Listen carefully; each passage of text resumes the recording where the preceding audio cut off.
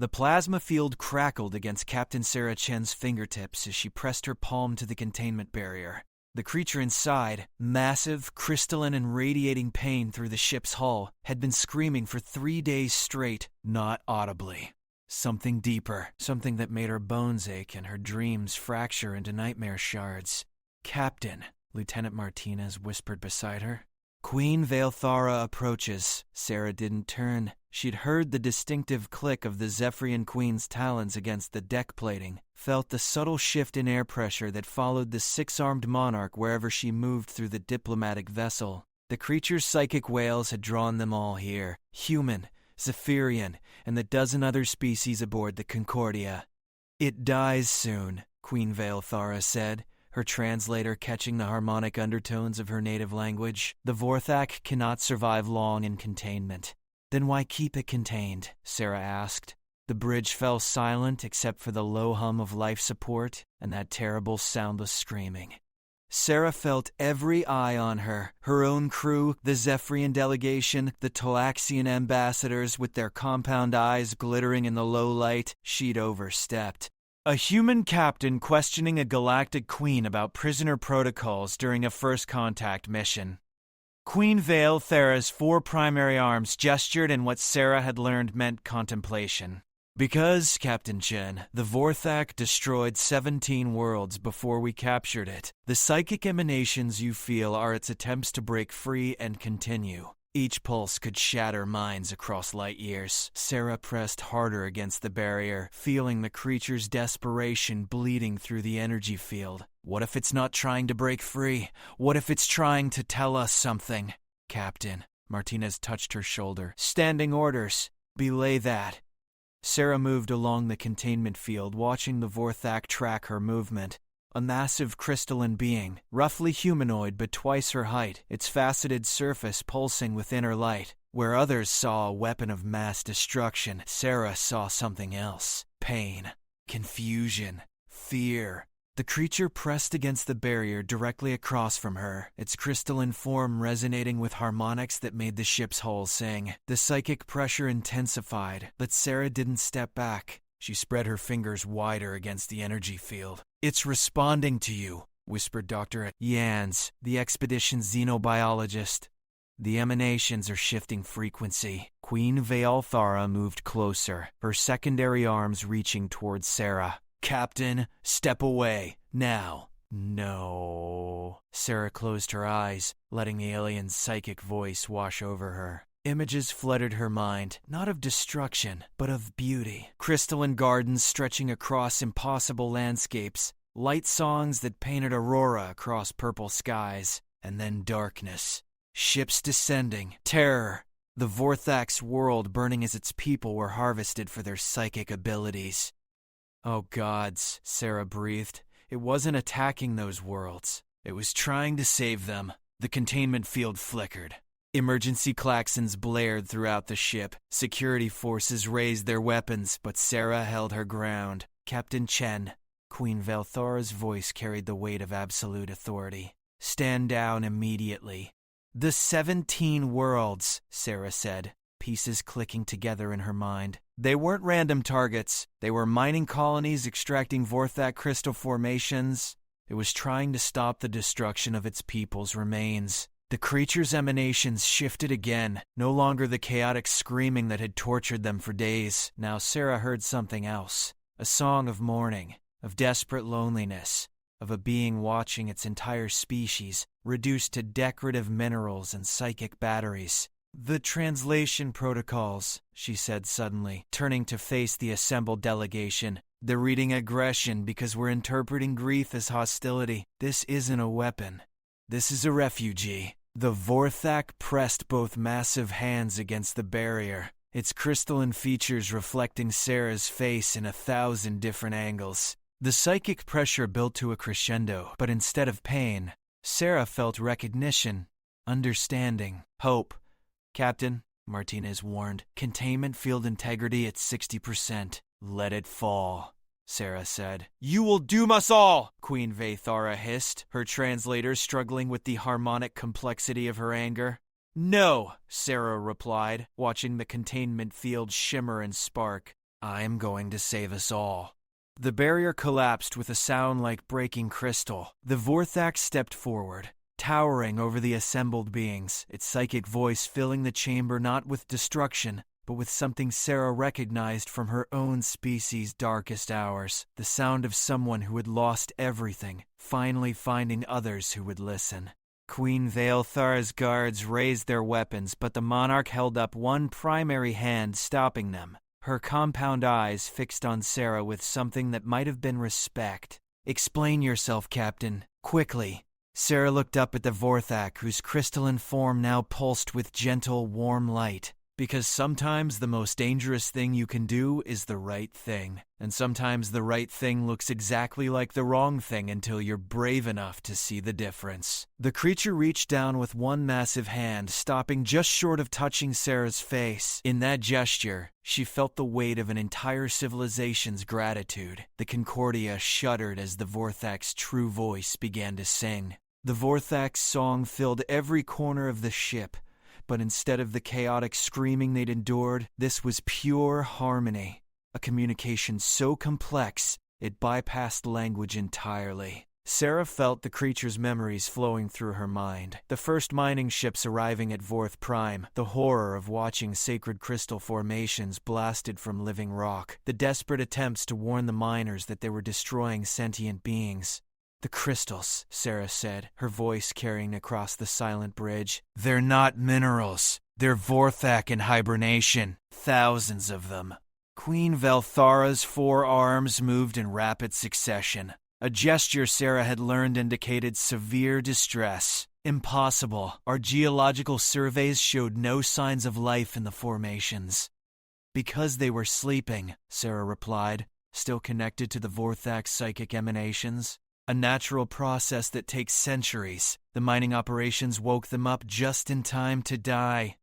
The creature, who Sarah now understood was called Keth'var in its own language, stepped carefully around the assembled beings. Despite its massive size, it moved with delicate precision, as if afraid its very presence might cause harm. The irony wasn't lost on Sarah. Here was a being whose people had been harvested for decorative purposes, still worried about causing accidental damage. "Show them," Sarah said, looking up at Keth'var. "Show them what really happened." The Vorthak's crystalline form brightened, and suddenly the bridge disappeared. In its place, Sarah found herself standing on the surface of Vorth Prime, a world of impossible beauty where crystal formations stretched like forests toward a purple sky. The formations pulsed with inner light, and she could hear their songs, low and harmonious, like the breathing of a sleeping god. Then came the ships. Massive mining vessels descended through the atmosphere, their drilling equipment screaming against the crystal formations. Sarah watched in horror as the formations shattered, each break accompanied by a psychic scream of agony.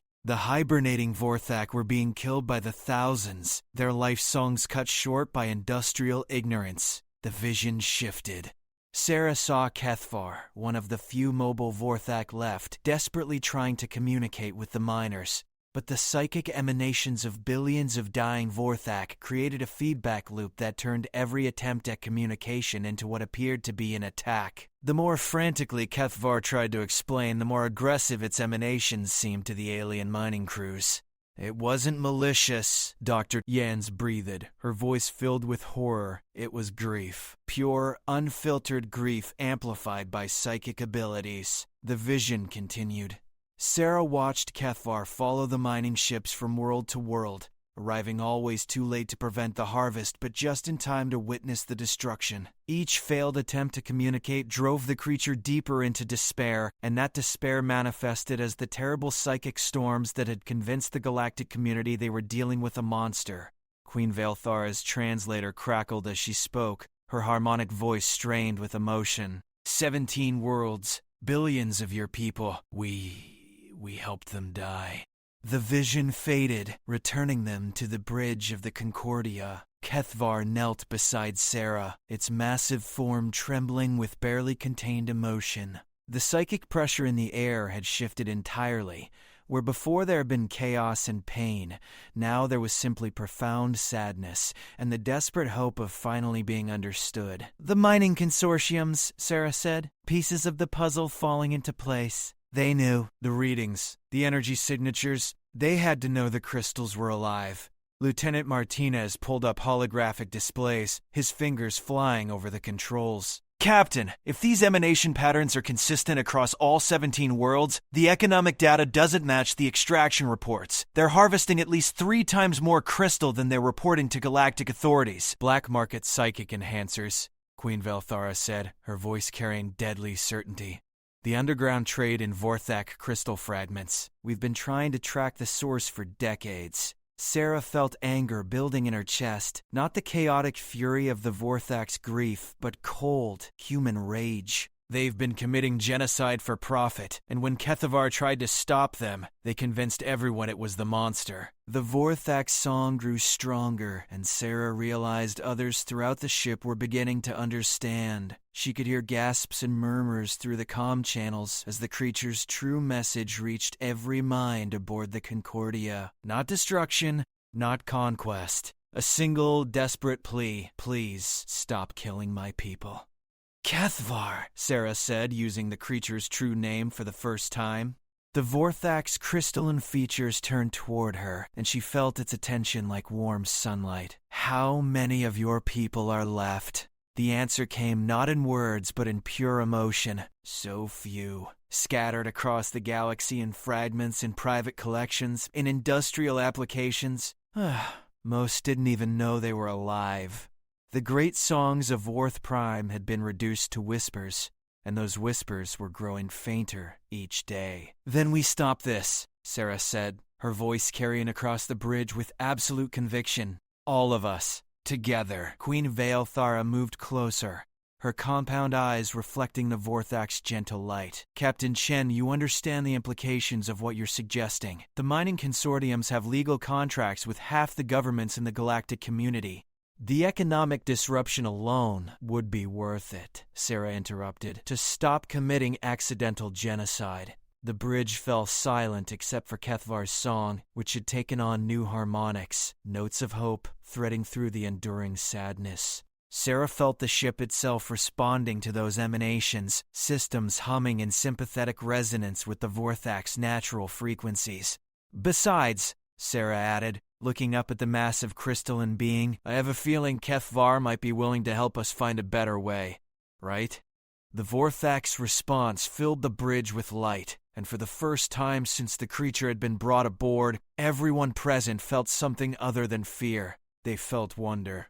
Sarah stepped forward, placing both hands on Keth'var's crystalline arm. The psychic connection between them stabilized, and she felt the creature's consciousness brush against hers. Vast, ancient, and infinitely patient. Through that connection, she sensed something that made her heart race with possibility. Keth'var can teach us to distinguish between living crystal formations and natural mineral deposits, she said, the knowledge flowing directly from the Vorthak's mind to hers. The songs, each hibernating Vorthak has a unique resonance frequency. We can build scanners, develop protocols. You mean to reform the entire galactic mining industry based on the word of a creature we've spent months hunting? One of the Talaxian ambassadors said, his compound eyes glittering with skepticism. No, Queen Velthara said slowly, her forearms moving in the gesture that indicated deep consideration. We reform the galactic mining industry based on evidence, and this creature represents the most significant xenobiological discovery in our recorded history. Keth'var's song grew stronger, and Sarah felt the creature's memories shifting towards something new, not the past, but potential futures. Images flashed through her mind. Vorthak formations carefully preserved while mining operations worked around them. The living crystals singing their slow songs across restored worlds. New technologies developed in partnership between living beings and crystalline consciousness. There's more, Sarah said, the visions still flowing through her mind. The Vorthak can teach us about psychic resonance, about technologies we've never imagined, but only if we stop killing them first.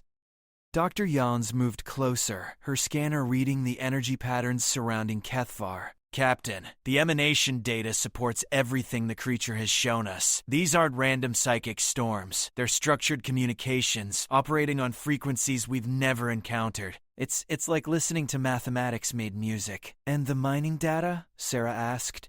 Lieutenant Martinez's display showed a galaxy-wide map, with red markers indicating mining operations and yellow markers showing where Vorthak crystal had been detected. The pattern is consistent across all 17 worlds.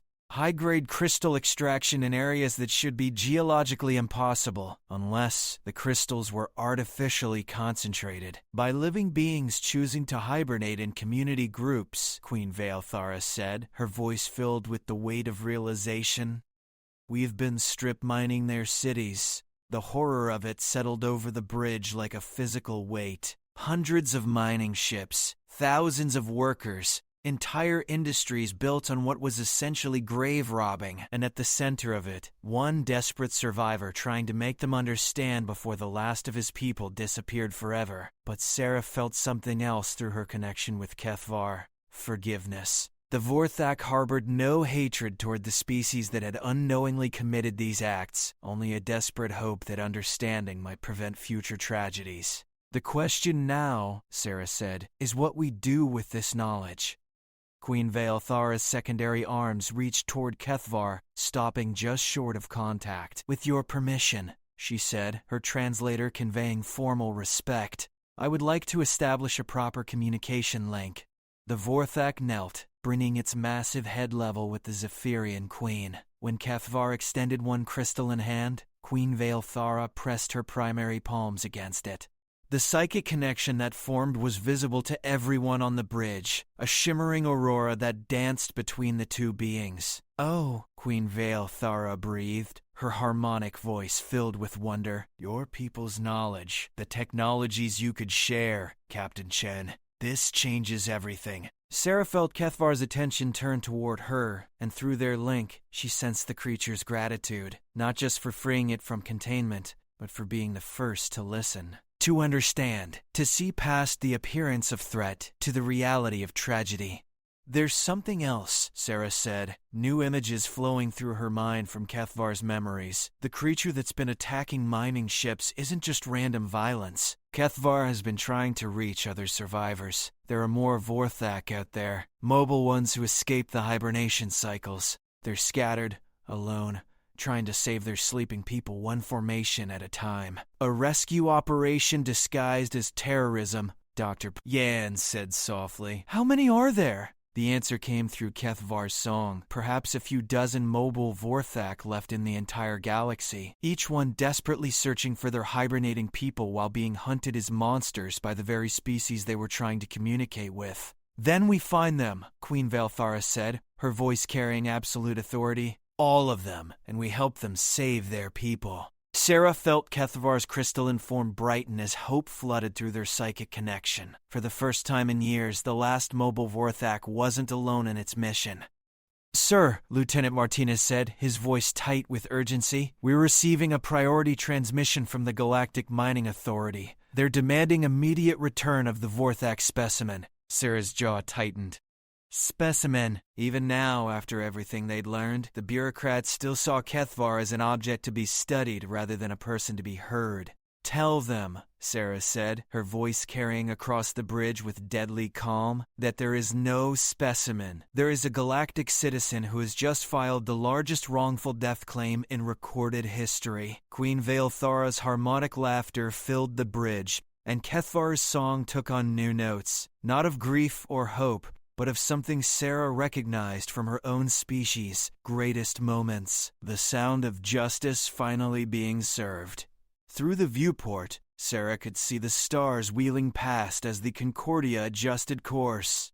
They were no longer heading toward the Mining Authority's research station. Instead, they were plotting a course toward the first of the 17 worlds, where hibernating Vorthak still sang their slow songs beneath the surface of strip-mined landscapes. The real work was just beginning. The emergency assembly of the Galactic Council had never seen anything like it. Representatives from 47 species packed the Great Chamber on Centauri Station, their voices creating a cacophony of argument, translation static, and barely controlled panic. At the center of it all, Keth'var stood motionless beside Sarah's podium, the Vorthak's crystalline form casting rainbow patterns across the assembled delegates.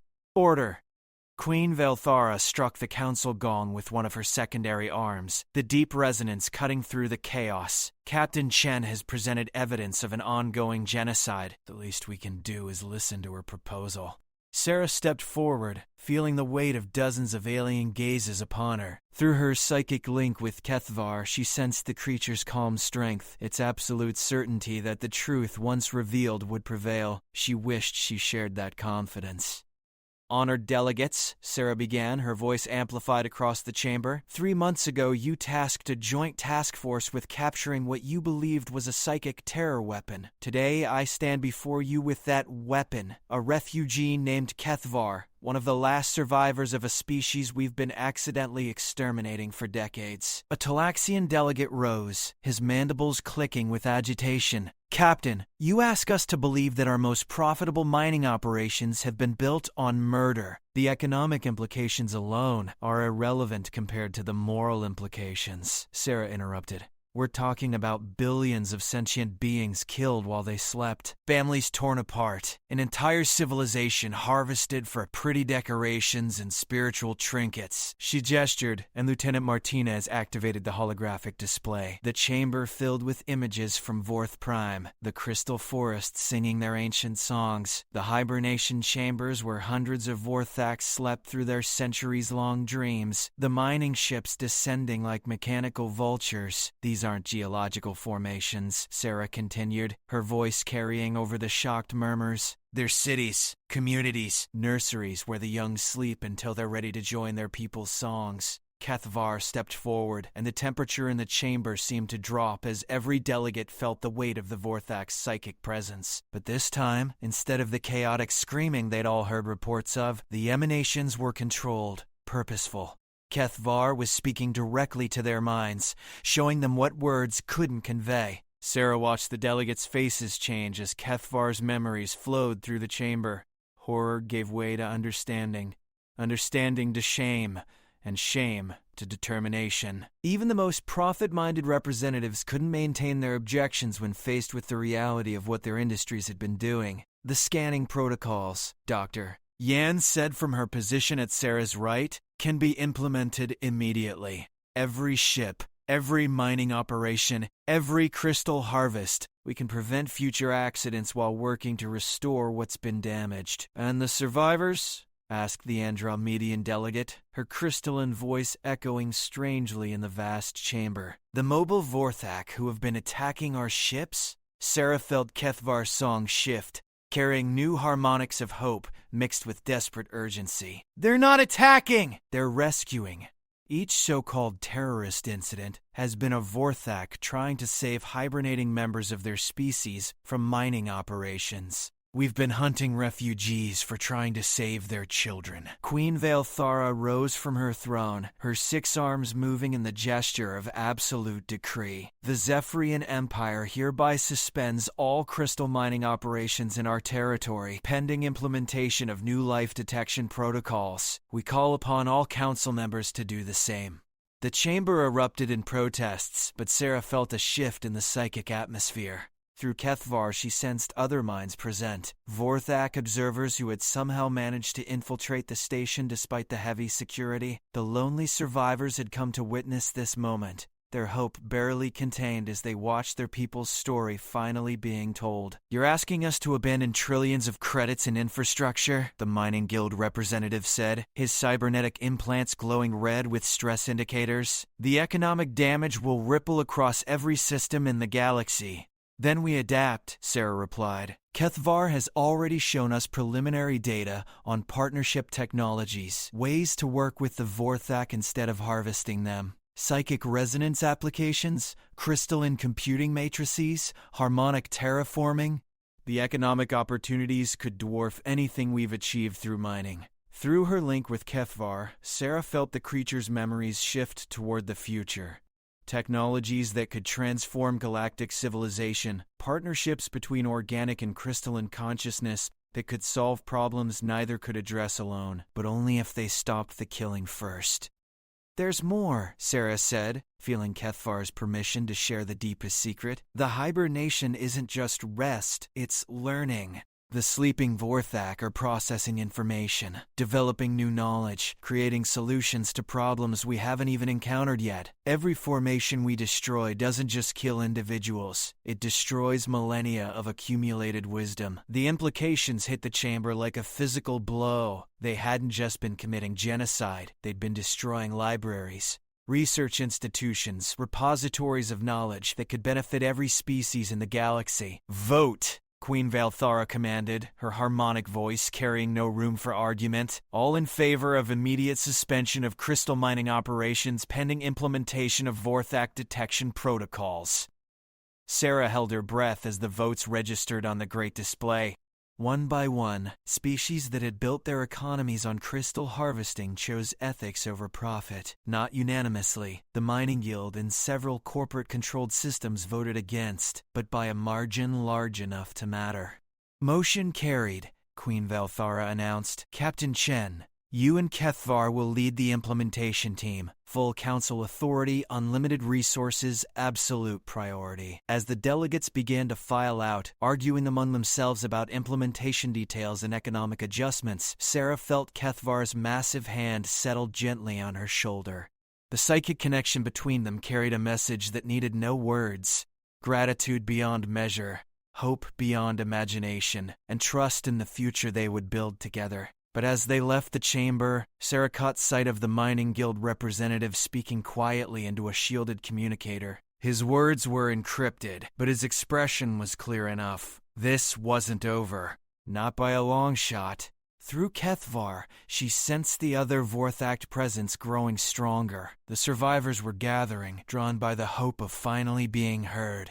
But hope, Sarah knew from human history, could be the most dangerous thing of all. It made people, and apparently crystalline beings, do desperate things when threatened. Keth'var, she said quietly as they walked toward the docking bay where the Concordia waited. How many of your people can we save? The answer came not in numbers, but in music. A song that spoke of thousands of hibernating Vorthaks scattered across hundreds of worlds and dozens of mobile survivors racing against time to find them before the mining operations resumed in defiance of the Council's decree.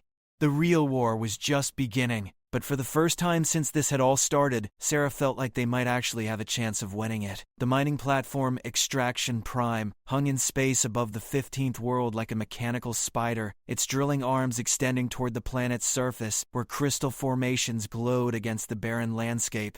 Sarah watched through the Concordia's viewport as transport ships loaded with harvested crystal prepared to jump to hyperspace. They're not stopping, Lieutenant Martinez reported grimly. Council decree or not, they're still mining, because they know something we don't, Sarah replied, feeling Keth'var's agitation through their psychic link. How many formations down there? Doctors. Jans consulted her modified scanners, equipment redesigned with Keth'var's help to detect the subtle life signs of hibernating Vorthak. Thousands, maybe tens of thousands. Captain, at the rate they're extracting, most will be dead within days. Through the bridge speakers, Keth'var's song took on new harmonics, no longer the controlled communication they'd grown accustomed to, but something raw and desperate. Sarah felt the creature's anguish like ice in her veins as it sensed its people dying below. Hail the mining platform, Sarah ordered. The screen flickered to life, revealing Director Hascom, a heavy-set human with corporate logos tattooed across his scalp. Behind him, Sarah could see the platform's control center, where dozens of technicians monitored the extraction process with religious intensity. Captain Chen, Hascom said, his smile not reaching his eyes. I'm afraid you're too late. We received word from corporate about the Council's decision, but our contracts with the local government predate any galactic oversight. We're operating within full legal authority. You're committing genocide, Sarah said flatly.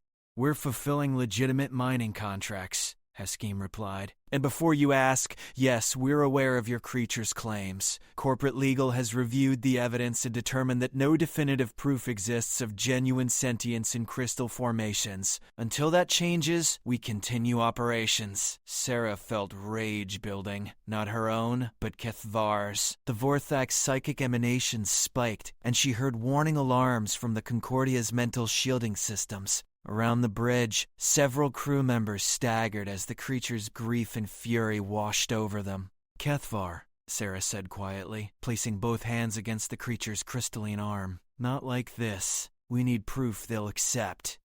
But even as she spoke, Sarah knew the truth. Corporate legal departments didn't want proof. They wanted plausible deniability, profit margins, and enough legal cover to continue operations until every crystal formation had been stripped from every world they could reach. Captain Dr. Yan said urgently, "I'm detecting multiple hyperspace signatures. Ships dropping out of FTL. The viewport filled with new contacts. Sleek vessels Sarah didn't recognize, their hulls reflecting starlight like mirrors. As she watched, more ships appeared, then more, until nearly 24 unknown vessels surrounded the mining platform. "Those are Vorthak ships," Queen Veilthara said from behind Sarah. The Zephyrian monarch had remained aboard the Concordia as an observer, but her harmonic voice now carried deep concern. How is that possible? Our intelligence suggested the species had no spacefaring capability. Through her link with Keth'var, Sarah felt the creature's surprise giving way to recognition. "They're not Vorthak ships," she said slowly. "They're ships built by other species. The mobile survivors have been gathering allies. The mining platform's weapons systems came online, but before Director Hascom could issue firing orders, something extraordinary happened. The unknown ships began to sing. Not audibly, but through the same psychic frequencies Keth'var used to communicate. The harmony that filled space around the mining platform was unlike anything Sarah had ever experienced. Dozens of voices blending together in perfect unity, each one carrying the grief and determination of a species fighting for survival. "They're jamming us," Hascom reported, his image flickering with interference. "Some kind of psychic disruption field. Our equipment." The transmission cut off as the mining platform's systems began shutting down one by one. Not destroyed, Sarah realized, but overwhelmed. The combined psychic voices of the mobile Vorthak and their allies were disrupting the electronic systems that controlled the mining operation. "Captain," Lieutenant Martinez said, "we're receiving a transmission. Multiple sources, but the translation protocols are strange. Put it through." The voice that filled the bridge belonged to no single species Sarah could identify. Instead, it seemed to be multiple beings speaking in perfect synchronization. Vorthak harmonics blended with Talaxian clicking and Andromedian crystalline tones in harmonies she'd never heard before. "Captain Chen, we are the Preservation Fleet. We have come to save our sleeping people." Sarah stepped forward, feeling Keth'var's excitement through their link. "Who are you? How many species are involved in this?" "We are 17 species who have lost people to the mining operations. We are the Vorthak who escaped the hibernation cycles. We are the families whose children sleep in the crystal formations below. We are all who choose life over profit." The implications hit Sarah like a physical blow. The mobile Vorthak hadn't been working alone. They'd been building alliances, species by species, collecting everyone who had been damaged by the galactic mining industry's expansion into territories they didn't understand. "The platform is defenseless," Dr. Yans reported. "Their weapons, their shields, their communication arrays, everything's offline." But Sarah felt something else through Keth'var's psychic emanations. Restraint. Despite their overwhelming advantage, despite years of watching their people die, the Preservation Fleet wasn't attacking. They were simply preventing further mining while they tried one last time to make the galaxy listen. "Director Hascom," Sarah broadcast on emergency frequencies, "you have 30 seconds to begin evacuation procedures before the Preservation Fleet takes control of your platform. They're not interested in destroying equipment or harming personnel. They just want to save their people." Static filled the channel for several moments before Hascom's voice returned, tight with barely controlled anger. "Captain, I've been in contact with corporate. They're dispatching a full security fleet to this location. If these alien ships don't withdraw immediately, this becomes an act of war." Through the viewport, Sarah watched more hyperspace signatures appearing, not the diverse collection of vessels that made up the Preservation Fleet, but the identical militaristic designs of corporate security. battle cruisers, destroyer escorts, and a massive dreadnought that bristled with enough firepower to glass a small planet. "This is Admiral Reese of the Combined Mining Defense Force," a new voice announced. "Unknown vessels, you are in violation of interstellar law. Withdraw immediately or face total destruction." The Preservation Fleet's answer came not in words but in song, a harmony that spoke of determination, of justice, and of beings who had suffered too much to back down now. Sarah felt Keth'var's psychic emanations shift, and suddenly she could sense every member of the fleet, Vorthak survivors whose families slept in the formations below, Andromedian crystal singers whose children had been harvested for their resonance abilities, Talaxian hive minds whose collective consciousness had been fragmented by mining operations that disrupted their psychic networks. The galaxy's greatest mining operation hadn't been extracting crystals, it had been harvesting people, and now those people's families had come to bring them home. "Captain Chen," Admiral Reese continued, "you have the authority to order the alien vessels to stand down. Do so immediately." Sarah looked at Keth'var, whose crystalline features reflected her own face in 1,000 different angles. Through their link, she felt the weight of every hibernating Vorthak below, every family member in the Preservation Fleet, every being who had lost someone to the galaxy's insatiable hunger for crystal technology. "Admiral," Sarah said, her voice carrying across all frequencies, "I'm placing you under arrest for conspiracy to commit genocide." The bridge fell silent except for Keth'var's song, which had taken on new harmonics, notes of surprise, of admiration, and of hope. "You just declared war on half the galactic economy," Queen Velthar observed quietly. "No," Sarah replied, watching the two fleets face each other across the void. "I just picked a side in a war that's been going on for decades. We just didn't know it." The first shots came from the corporate dreadnought, particle beams lancing through space toward the nearest Preservation Fleet vessel, but the beams never connected. The same psychic field that had disabled the mining platform now surrounded the Preservation Fleet ships, deflecting energy weapons and disrupting missile guidance systems. Through Keth'var, Sarah felt the Preservation Fleet's strategy: not to destroy their enemies, but to disable them, to force a stop to the mining operations through overwhelming technological superiority rather than violence. The mobile Vorthak and their allies had spent decades studying galactic technology, learning its weaknesses, preparing for this moment. "Captain," Lieutenant Martinez reported, "the corporate fleet is withdrawing. They can't penetrate the psychic defenses." But Sarah felt no victory through her link with Keth'var. The creature's emanations carried a new emotion: sadness. The Preservation Fleet had won this battle, but at the cost of revealing their existence, their capabilities, their locations. Every government and corporation in the galaxy would now be hunting them. "It's not over," Sarah said, watching the corporate ships retreat to hyperspace. This was just the beginning. Through the viewport, the Preservation Fleet's ships moved toward the planet below, beginning the delicate process of extracting the hibernating Vorthak from their crystal formations. Each rescue would take days, maybe weeks, and there were dozens of worlds where similar operations would need to occur. Sarah felt Keth'var's hand settle on her shoulder, and through their link came a message that needed no words. "Thank you for listening when no one else would. Thank you for being the first to see us as people instead of monsters. Thank you for choosing justice over safety." But as the Concordia moved to support the rescue operations, Sarah caught sight of something that made her blood run cold. On the edge of the system, nearly invisible against the starfield, a single corporate scout ship lingered just long enough to record everything before jumping to hyperspace. The galaxy would know about the Preservation Fleet within hours, and knowing, it would respond with every weapon at its disposal to stop them. Sarah closed her eyes and felt Keth'var's certainty flowing through her consciousness. Sometimes the right thing was also the hardest thing, and sometimes the hardest thing was the only thing that mattered. The war for galactic consciousness had begun, and humanity had just chosen its side. The emergency session of the Combined Naval Command brought together military leaders from every major power in the galaxy.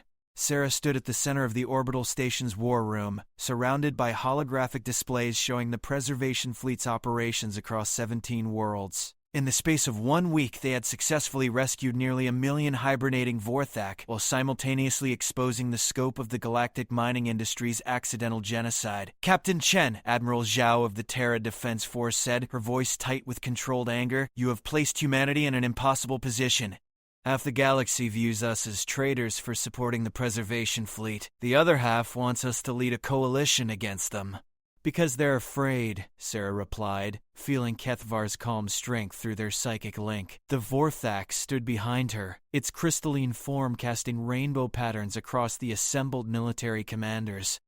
Afraid that if the Vorthak and their allies can organize this effectively, other displaced populations might follow their example. General Markovic of the Centauri colonies leaned forward, his cybernetic eye glowing red with stress. "Do you understand what you've unleashed? The preservation fleet isn't just rescuing Vorthak anymore. They're liberating mining worlds, disrupting trade routes, and building a parallel economy based on species the galaxy has been systematically marginalizing for decades."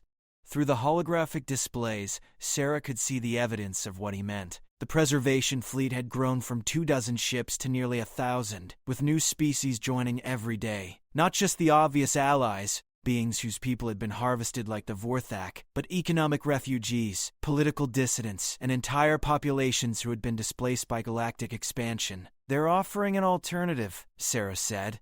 "Technologies developed through cooperation instead of exploitation. Trade agreements based on mutual benefit instead of resource extraction. Why shouldn't that scare the current power structure?" Queen Theothara entered the war room, her 6 arms laden with data tablets and communication devices. The Zephyrian monarch had become an unofficial mediator between the various factions, but Sarah could see the strain in her harmonic voice as she spoke.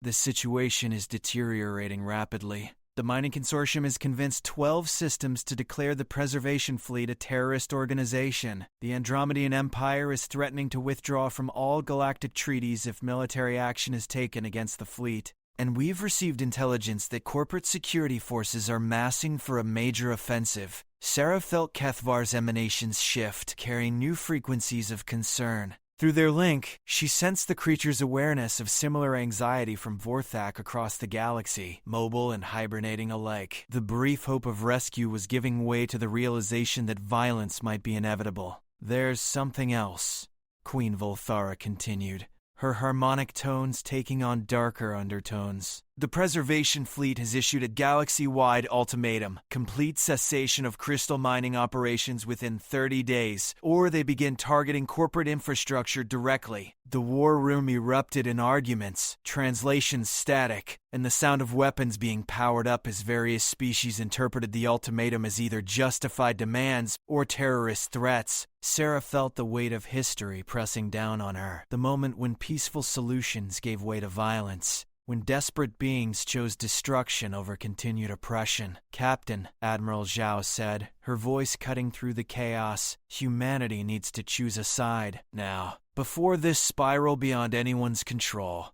Sarah looked around the war room, seeing the faces of beings who had built their civilizations on the assumption that might made right, that technological superiority justified exploitation, that the weak existed to serve the strong.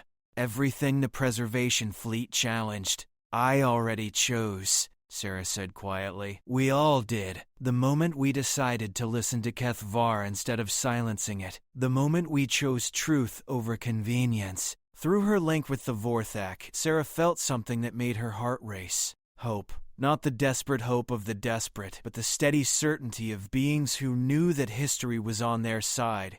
Keth'var was receiving communications from the preservation fleet, reports of successful rescues, of new allies joining their cause, of corporate mining operations shutting down voluntarily rather than face the fleet's technological superiority. "Show them," Sarah said to Keth'var. The Vorthak's crystalline form brightened, and suddenly the war room filled with psychic emanations that every being present could understand. Not chaos or destruction, but organization. Strategy. The preservation fleet wasn't a terrorist organization. It was a government in exile, complete with diplomatic corps, economic systems, and defensive capabilities that surpassed anything the established powers had imagined. "They're not trying to destroy the galaxy," Sarah explained as the visions flowed through the chamber. "They're trying to save it." From an economic system that reduces entire species to raw materials, from governments that ignore genocide as long as it's profitable, from a civilization that has forgotten the difference between advancement and exploitation. General Markovic stumbled as Keth'var's emanations shifted, showing him visions of Andromedan crystal singers who had been harvested for their psychic resonance abilities, Talaxian hive minds fragmented by mining operations that disrupted their collective consciousness, dozens of species whose children had been reduced to decorative objects and industrial components. "How long?" Admiral Zhao asked, her voice barely a whisper. "How long have we been? How many people have we killed without knowing?" The answer came through Keth'var's song. Centuries of systematic destruction, disguised as economic expansion, entire civilizations reduced to footnotes in mining reports, knowledge and wisdom lost forever because no one had bothered to ask if the crystals they were harvesting might be alive. "And now they have the technology to stop us," Queen Velthara said, her harmonic voice filled with something that might have been admiration. The Preservation Fleet's psychic defense systems, their ability to coordinate across multiple species, their resource base built on cooperation rather than exploitation. They're not just militarily superior, they're morally superior. Sarah felt Keth'var's surprise through their link, followed by what could only be described as gratitude. The creature hadn't expected validation from the very power structures it was challenging. But here, in this room where the galaxy's military leaders had gathered to plan strategies for maintaining the status quo, consensus was building around a very different idea. "Orders, Captain?" Admiral Zhao asked, and Sarah realized that the question wasn't about military strategy. It was about the future of galactic civilization. "Stand down all operations against the Preservation Fleet," Sarah said. "Begin immediate implementation of Vorthak detection protocols on all human mining operations. And send a message to the fleet leadership. Humanity requests formal diplomatic recognition and mutual defense agreements." The war room fell silent, except for Keth'var's song, which had taken on new harmonics, notes of triumph mixed with relief. Through their link, Sarah felt the creature's joy as it shared the news with Vorthak across the galaxy. The killing would stop. The rescues would continue. The future would be built on partnership instead of exploitation. "You realize what you've done?" General Markovic asked, but his tone carried no anger, only wonder. "You've just aligned humanity with a revolution that will reshape the entire galaxy." "No," Sarah replied, watching the holographic displays update as human forces began standing down across dozens of systems. "I've aligned humanity with justice. Everything else is just politics." Through the viewport, Sarah could see the Preservation Fleet's newest ships. Vessels designed not for war but for rescue, exploration, and the careful work of rebuilding civilizations that had been scattered across the galaxy like seeds on the wind. Each ship carried not just refugees and survivors, but the hope of something better than what they were leaving behind. Keth'var's hand settled on her shoulder, and through their psychic link came a message that transcended species. "Welcome to the future. Welcome to a galaxy where strength meant the ability to protect others, where advancement meant lifting up rather than harvesting, where the measure of civilization wasn't how much you could take but how much you could give. The old order was ending." And Sarah had helped ensure that humanity would be remembered as the species that chose to be on the right side of history when it mattered most. As the war room emptied and the various military leaders returned to their ships to implement new orders, Sarah remained at the viewport, watching the stars wheel past. Somewhere out there, hibernating Vorthak were waking to find themselves free. Somewhere out there, families separated by centuries of exploitation were being reunited. Somewhere out there, the galaxy was learning what it meant to build civilization based on cooperation rather than conquest. Through Keth'var, she felt the songs of a million rescued Vorthak harmonizing across space. Not the desperate screaming that had first brought them together, but the deep, joyous music of a people who had found their voice again. Sarah had never heard anything more beautiful in her life.